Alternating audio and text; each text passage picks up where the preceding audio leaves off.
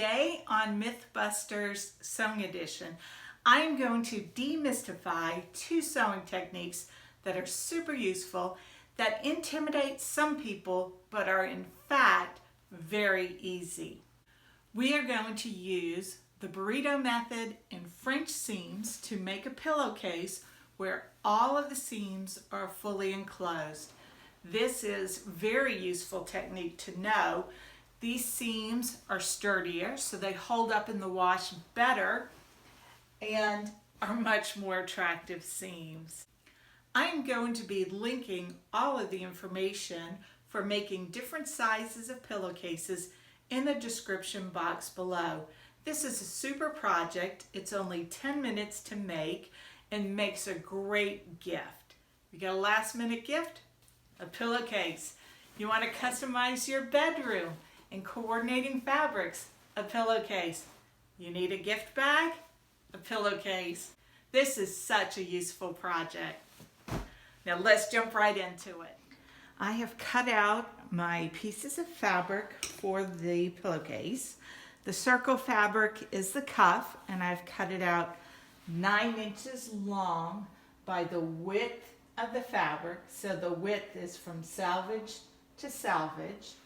I have cut out the body of the fabric 27 inches long by the whole width of the fabric, and I have cut a trim piece 3 inches long by the width of the fabric, and I have already folded it in half, wrong sides together, and given it a quick iron. To assemble the pillowcase, I'm going to put the cuff as my first layer. I'm going to have that right side facing up. Here's the wrong side is down, right side up. And on top of that, I'm going to place the body of the pillowcase, also right side up. And as I stand in front of the pillowcase, I'm going to secure the raw edges away from me. So I'm going to put all raw edges together.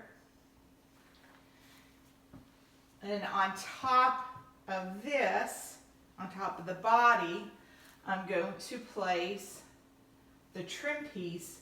And again, I'm going to line the raw edges away from me with all the other raw edges. And the folded edge is going to be towards me. I'm going to line these all up, and then I'm going to pin them with my clips.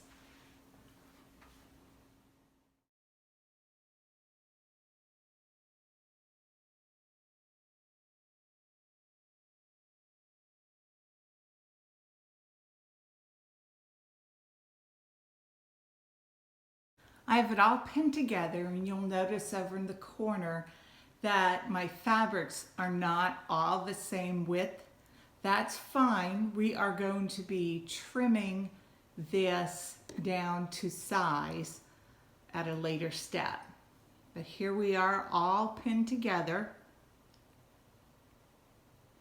And now it's time for the burrito. You'll remember we have all our fabrics facing right side up. And now I'm going to come to the bottom of my main panel. I'm just going to start rolling this into a tube. That's why they call it a burrito. And here we are. This is our cuff of our pillowcase. I'm going to roll this, just keep it out of the way.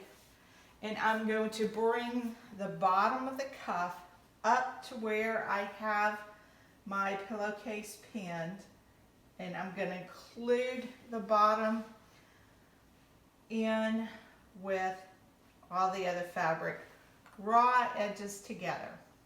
So I'm going to continue on my way and pin this all the way across. Now I'm going to take this to my sewing machine, and I'm going to sew at a 1/4 inch seam allowance all the way down. This pillowcase with all enclosed seams would make a great party gift for children who are attending your child's slumber party, or what I like to call a no sleepover. I think it would be a great gift idea. If you're enjoying this video, please consider giving it a like and subscribing, and I appreciate any comments you have in the discussion box below. I have all my layers pinned together, and I'm going to sew a 1/4 inch seam allowance. And I've taken my blue painter's tape and I have put the tape down at my 1/4 inch marking so that I can keep this precise. And you'll notice, and this is why I like using this method to practice the burrito method, because look how nicely that stays out of the way. This is all that fabric that is rolled up.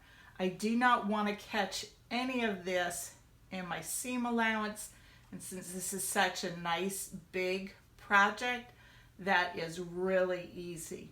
So I think this is a good one for teaching the method of the burrito method. Alex Judd from Alex Judd Sews has a really great tutorial for the burrito method in shirt making, and she uses that on an oversized shirt pattern, and I would highly recommend that video. But here we go. I've lined up the edge to my blue tape, and I've got my stitch length set to 2.5, and I am just going to sew this up. All that bulk of the stuff I don't want to sew is wrapped up here. Most garments where I've sewn the burrito method, it has, when I've rolled it up, it's been really tight against the presser foot, and I've had to use a little more care and not accidentally sewing what I don't want to sew. But this one's really easy. This is a fun project. If I were not filming this, it would be less than 10 minutes for me to make this. I've made several in the past. You may notice my hand, I am not pushing it, I'm guiding it through, but I'm going to pick up this end because it's pulling. The weight of it is pulling down, so I'm just going to pick it up and put it on my table. And away I go. When I cut fabric that's quilting cotton, the across the whole width of the fabric, I do what a lot of, I'm not a quilter, but I do what a lot of quilters do. I make a little snip and then I tear it, and that will give you a really nice straight cut. Something I learned from heirloom sewing. You work with lots of cotton with heirloom sewing.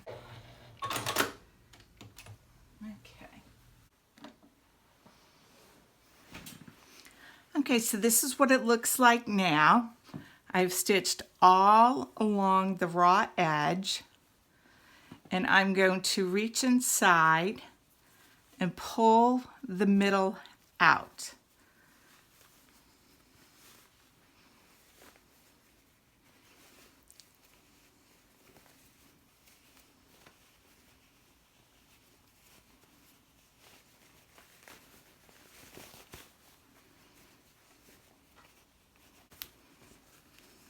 And as you can see, my fabrics were all 3 different widths, and that's fine because we're going to trim these.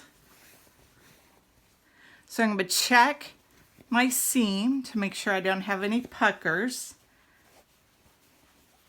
And I'm going to give it a quick iron, but I want you to see how that seam is enclosed on the cuff.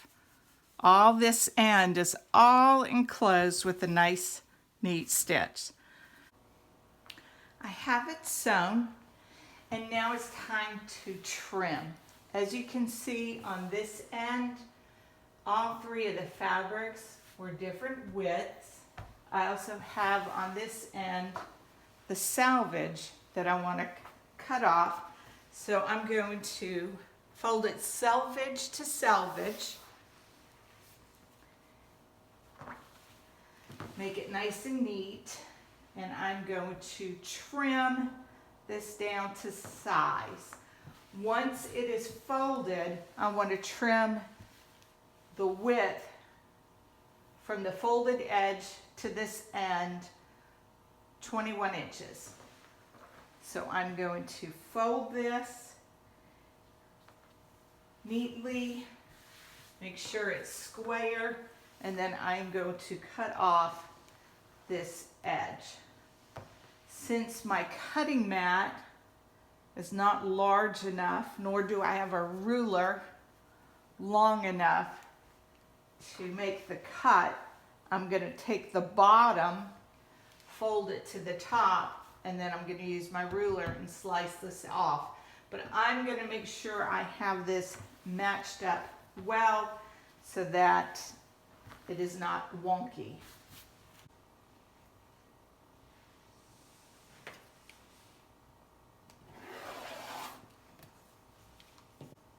I have it trimmed, and now I'm going to place it wrong sides together with French seams. This will be one of the instances when you sew wrong sides together, because we're going to finish off this raw edge and we're going to finish off this raw edge.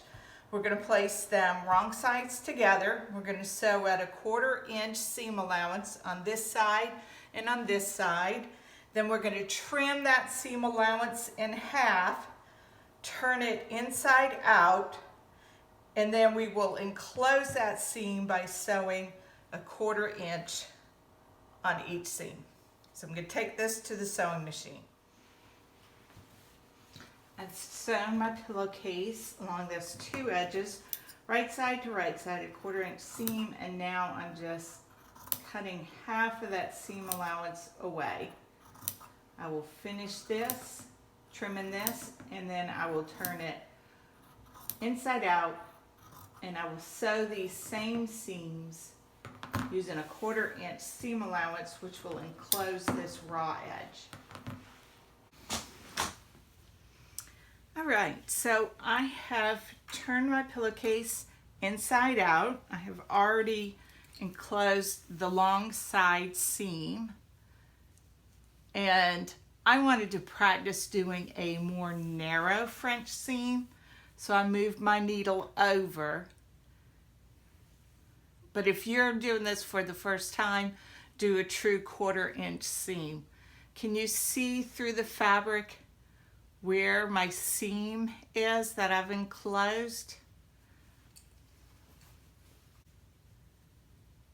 You can also feel it through the fabric. So I'm going to sew all the way down this edge, and that is going to enclose the raw seam.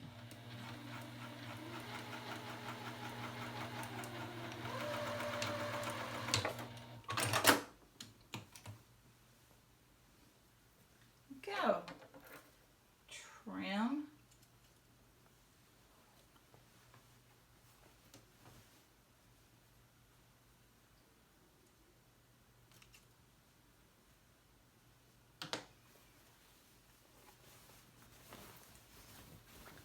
The moment of truth is when you turn it right side out.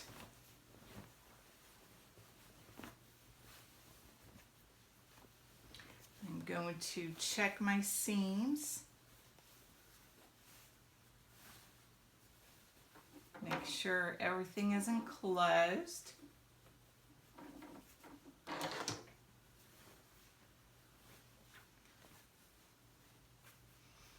And it is. I'm going to double check my cuff, that it lined up nicely. Okay, I'm going to iron this and stuff a pillow in it and show you what it looks like. Thanks for joining me in today's tutorial for sewing the Burrito Method pillowcase. I'm going to be donating the 4 pillowcases I made in making this tutorial to the foster children program in my area. I will be linking some other tutorials in the end cards that I think you might enjoy. Until next time, I hope that you have a joyful week and that you find the good in all things, especially sewing.